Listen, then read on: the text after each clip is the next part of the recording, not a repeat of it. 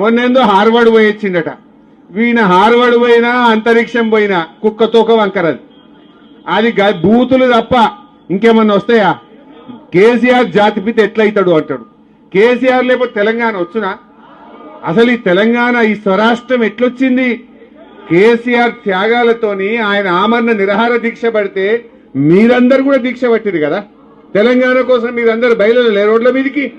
ఈ రేవంత్ రెడ్డి అని నన్ను ఒక్కనాడైనా జై తెలంగాణ అన్నాడా? ఈయన ముఖానికి తెలంగాణ తెచ్చిన దాంట్లో మీరు అమరులు. కేసీఆర్ ఇంతమంది కొట్లాడి మనం తెలంగాణ తెచ్చినాం. కేసీఆర్ లేకపోతే తెలంగాణ వచ్చునా? అసలు అది వచ్చబట్టికే నువ్వు ఇలా కుర్చీలో కూర్చున్నావు.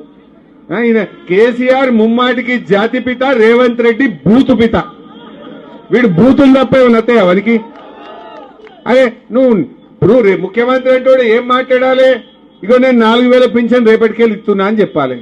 లేకపోతే నేను మహిళలకు బాండ్ పేపర్ మీద రాసి సంతకం పెట్టి ప్రామిసరీ నోటు మీద 2,500 ఇస్తా అన్నా ఇక రేపటి నుంచి ఇస్తా అని చెప్పాలి.